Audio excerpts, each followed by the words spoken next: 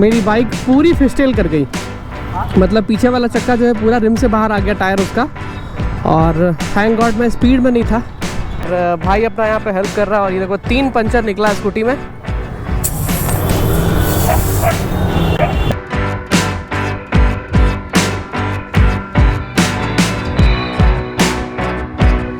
और अपने को जो है गोप्रो पे रिस्क नहीं चाहिए।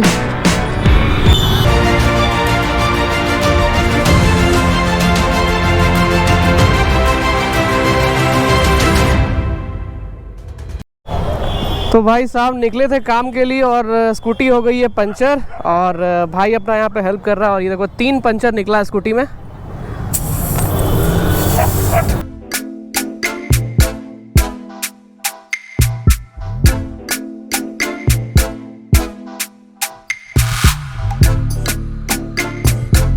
यार इससे अच्छा तो नंदी से ही निकल लेते। चलिए कोई बात नहीं, कभी ना कभी तो होना ही था।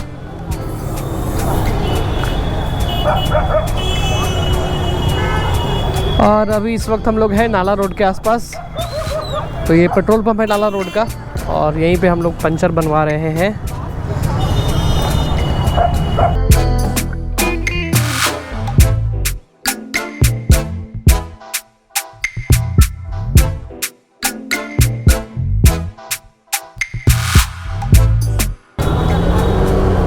ये हुआ क्या था?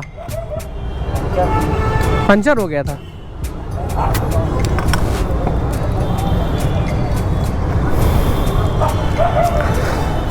तो भाई साहब ये सब चीज़ें कभी बोल के नहीं होती हैं, बस आपको परेशान कर देंगी। इसीलिए बाइक को हमेशा मेंटेन रखें। तो आप अगर नाला रोड के आसपास है और आपकी बाइक जो है पंचर अगर हो जाए, स्कूटी हो जाए, तो आप पेट्रोल पंप के बगल वाले भैया के पास आ सकते हैं। आपका नाम क्या है? तो भैया का नाम सोनू है। और यहाँ पर आप आकर पंचर वगैरह जो भी आप सारा रिपेयरमेंट करवा सकते हैं। और अपनी स्कूटी का काम भी हो गया है और अब चलते हैं सीधा काम की ओर। कितना हो गया आपका? सही बताइएगा, हिसाब से आप टीवी पे जाने वाले।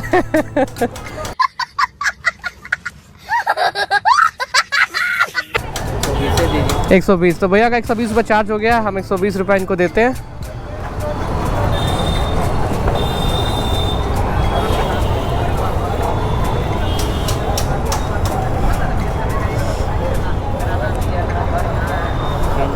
हो गए अपने बाइक का प्रॉब्लम सॉल्व और अपन अब चल रहे हैं सीधा आगे।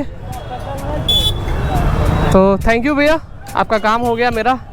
और अगली बार कभी दिक्कत होगा तो ज़रूर आपके पास ही आएंगे। ठीक है, थैंक यू। तो भैया आपका दिन अगर ख़राब रहेगा तो ये सब चीज़ें आपके साथ होंगी। और अभी हम लोग चल रहे हैं एग्जीबिशन रोड, वहाँ कुछ काम है। और अभी का हुआ ऐसा था कि मैं अचानक घर से निकला और घर से निकलने के ठीक 1 किलोमीटर के बाद अचानक मेरी बाइक पूरी फिस्टेल कर गई। मतलब पीछे वाला चक्का जो है पूरा रिम से बाहर आ गया, टायर उसका। और थैंक गॉड मैं स्पीड में नहीं था। स्पीड मेरी बहुत कम थी और मैंने बाइक को संभाला, साइड में लगाया और बस 100 मीटर ही था ये स्टॉप जहाँ पर मैंने अभी पंचर बनवाया है। भाई साहब 40 रुपये लिए एक पंचर के। और बुलेट का भी पंचर अगर होता है तो 40 या 50 रुपये लेता है वो पंचर का। ठीक है, कोई बात नहीं। तो 120 रुपये का भाई 3 पंचर हो गया तैयार। और ये पंचर आप खुद भी बना सकते हो। अगर आपका ट्यूबलेस टायर है तो आपके पास वो बस इक्विपमेंट्स होने चाहिए। कहीं भी अगर होगा पंचर तो आप खुद से भी बना सकते हो, चाहे आप कहीं भी हो। तो इस बात का हमेशा ख्याल रखें। और गर्मी आज बहुत ज़्यादा है, बहुत ज़्यादा गर्मी है। मौसम बिल्कुल अजीब हो रखा है। मतलब अगर आप घर में हैं तो बिना एसी के रहना थोड़ा मुश्किल है। ख़ास करके अगर एसी की आदत किसी को लग गई तो अपने को तो बहुत गंदी वाली एसी की आदत लग गई, पता नहीं क्यों। मैं अमीर हूँ, मैं अमीर हूँ, बहुत पैसा है मेरे पास। अपना काम भी ऐसा है, जब प्रोजेक्ट चलता है तो हम फील्ड में रहते हैं और जब प्रोजेक्ट से थोड़ा छुट्टी मिलता है तो हम घर पर आकर जो है अपना ऑफिस वर्क है वो करते हैं। खैर, और अभी मैं आपसे बात कर रहा हूँ और मेरे एकदम सर से पसीना पूरा टपाटप चू रहा है यार। भीग गया अंदर से पूरा हेलमेट लेकर। ओ भाई साहब। सो सिटी की हेवी ट्रैफिक को बाईपास करके हम शॉर्टकट ले रहे हैं और शॉर्टकट लेकर हम अभी एंटर करेंगे एग्जीबिशन रोड में, क्योंकि एक गली सीधा वही निकलेगी। एक्चुअली इस गली से आप एग्जीबिशन रोड ही नहीं बल्कि आप गांधी मैदान साइड भी निकल सकते हैं। तो हमें जाना है एग्जीबिशन रोड, तो हम वहाँ जाएंगे। एक छोटा सा काम है वहाँ पर, वो कंप्लीट करेंगे।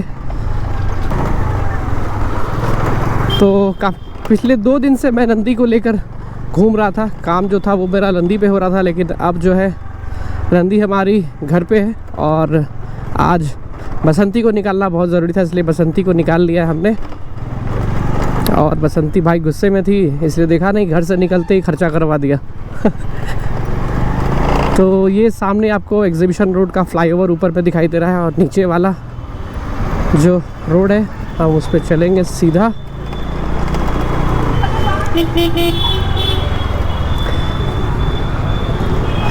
तो ये वाला फ्लाईओवर जो है सीधा आपको गांधी मैदान से कंकड़बाग के लिए कनेक्ट करता है। आप चाहें तो सीधा एक साइड से अनदर साइड पे आप जा सकते हैं।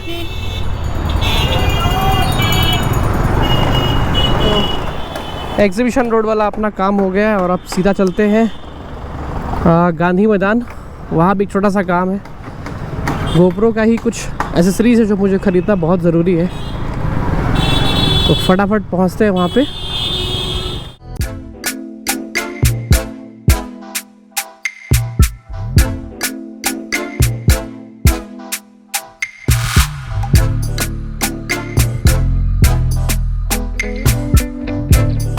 एक्चुअली 2-3 दिन से मैं कुछ ज़्यादा ही, हमारा जो शेड्यूल है वो बिज़ी चल रहा है और इस कारण से प्लान्ड राइड जो प्लान कर चुका वो राइड भी कंप्लीट नहीं कर पा रहा हूँ, जस्ट बिकॉज मार्केट में काम है। तो भैया निकलने का तो सवाल ही नहीं है, क्योंकि काम पहले है भाई, दुनिया बाद में। तो आपसे भी यही रिक्वेस्ट करूँगा कि हमेशा अपने काम को प्रायोरिटी दें और उसके बाद आपका जो पैशन है, जो आपका शौक़ है वो कंप्लीट करें। सबसे पहले काम है। ये रहा ESD का शोरूम एग्जीबिशन रोड में, और यहाँ भी हम एक बार आए थे। ESD का जो एडवेंचर मॉडल है उसको हमने टेस्ट राइड लिया था और गाड़ी बहुत ही ऑसम थी। मतलब बहुत अच्छा राइड एक्सपीरियंस रहा था। उसका टेस्ट ड्राइव मैंने किया था, बहुत मज़ा आया था। गाड़ी में बहुत अच्छा पावर है। अगर आप उसको रॉयल एनफील्ड हिमालयन से कंपेयर करते हैं तो नो डाउट हिमालयन से भी बेटर परफॉर्मेंस मुझे मिला उसमें, क्योंकि उसमें ज़्यादा पावर भी है। एक छठा गियर जो हिमालयन मिस करता है वो भी उसमें है।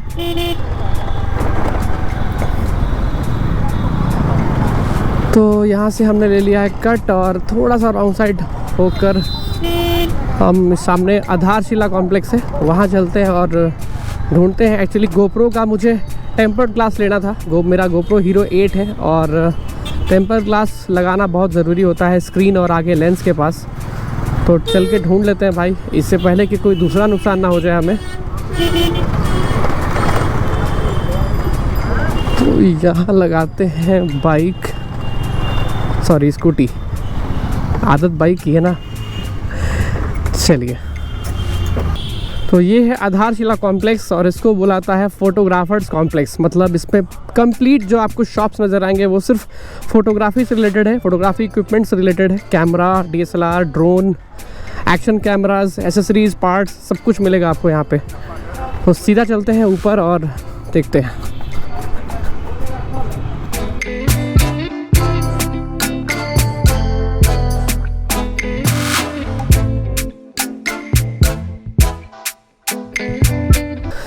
तो ये है प्रसाद फोटोग्राफी स्टोर। तो चलिए यहाँ भी देख लेते हैं प्रसाद में कि है कि नहीं हमारे पास। तो भैया मुझे गोप्रो हीरो 8 का टेम्पर चाहिए था। तो भैया के पास टेम्पर है तो प्लीज़ अगर हो तो दिखाइए। तो ये है गोप्रो हीरो 8 का टेम्पर, कैसे खुलता है।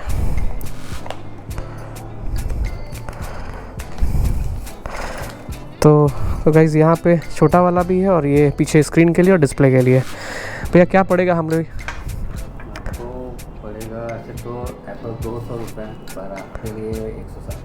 तो 170 पड़ेगा। और आप भी यहाँ पे आ सकते हैं अगर आपके पास गोप्रो कोई सा भी मॉडल है, कोई सा भी मॉडल का पास अवेलेबल हो ना। तो भैया के पास 9 का भी है, 10 का भी है, 8 का भी है। आपको जो इच्छा आप यहाँ पे आके ले सकते हैं। तो भैया का शॉप का जो है लिंक मैं डिस्क्रिप्शन में डाल दूँगा, वो आप आके चेक कर सकते हैं। भैया का कॉन्टैक्ट डिटेल भी डाल देंगे। तो चलिए फटाफट लेते हैं यहाँ से और निकलते हैं। तो चलते हैं यहाँ से, अब अपना काम हो गया। और थैंक यू भैया सामान के लिए। चलिए फिर चलते हैं बाहर। काफ़ी ज़्यादा कलेक्शन यहाँ पर आपको मिल जाएगा आपके गोप्रो के लिए, और काफ़ी मॉडल्स भी अवेलेबल था भैया के शॉप पे। गोप्रो 9 और 10 का भी मॉडल्स है, तो आप आके चेक कर सकते हैं यहाँ पे। और फिलहाल चलते हैं हम अब दूसरे काम के लिए। यार हमने भी लिस्ट बना रखा है पूरा काम का ये काम करेंगे, वो काम, सारा काम, बट देखते हैं अगर सारा काम हो पाए तो कर लेंगे, क्योंकि टाइम ऑलरेडी हो चुका है 6:45 और मुझे अभी और कुछ ज़रूरी काम है जो पहले निपटाना है। तो फाइनली एग्जीबिशन रोड से बाहर निकल गए। बहुत ज़्यादा ट्रैफिक था वहाँ पे, और अभी है हम लोग भट्टाचार्य मोड़ के पास, और बहुत ज़्यादा गर्मी है यार, भीग है पूरा। तो सीधा चलते हैं सामने श्याम ऑटो। कुछ एक एसेसरीज़ है जो मुझे लेना है हेलमेट का, जैसा मैंने आपको बताया, तो वो देखते हैं यहाँ पे है कि नहीं।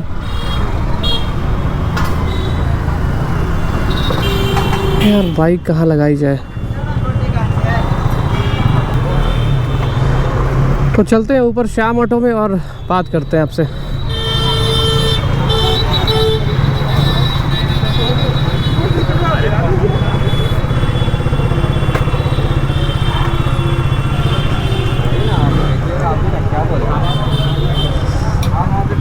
हो कैसे है भैया? तो फाइनली आ गए भैया के पास और पानी वानी पियेंगे मस्त। और ये अपना लुक। क्या राजा, क्या हाल है? बढ़िया। वो लाइट लगा दो बस। हाँ हंस रहा है राजा A few moments later. तो ओके गाइस, यहाँ से निकलने का हो गया है टाइम, और ये श्याम ऑटो हम लोग निकल रहे हैं यहाँ से। बारिश बहुत ज़बरदस्त हो गई थी और हम यहाँ स्टक हो गए थे, तो चलिए अब चलते हैं। तो सीधा अब चलते हैं घर, क्योंकि बारिश बहुत हो रही है भैया, और अपने को जो है गोप्रो पर रिस्क नहीं चाहिए।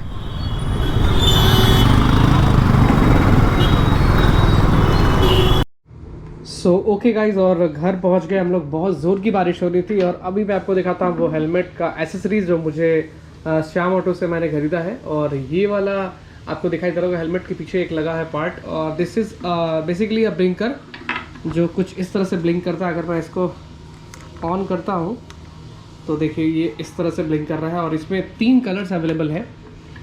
अभी ये वाइट फ्लैश कर रहा है, और अगर इसको ब्लिंक करते हैं फिर तो वाइट कलर, एक क्लिक पे ये थोड़ा कम ब्लिंक करेगा, तीसरे क्लिक पे जो है ये प्लेन हो जाएगा, और उसके बाद फिर कलर चेंज करके रेड में आ जाएगा। रेड ब्लिंक कर रहा है, और इसका मैं आपको इंटेंसिटी दिखाता हूँ लाइट ऑफ करके।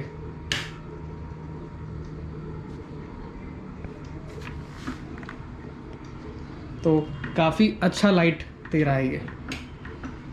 तो ये हमारे लिए इम्पॉर्टेंट इसलिए है क्योंकि जब हम लोग हाईवेज़ पे राइड करते हैं तो उस वक्त ये आपको बहुत काम देने वाला है। तो आगे जो पीछे ट्रक चल रही होंगी उनको साफ पता चल जाएगा कि आगे कोई बाइकर है जो ट्रैवल कर रहा है, राइड कर रहा है, तो वो ध्यान से चलेंगे।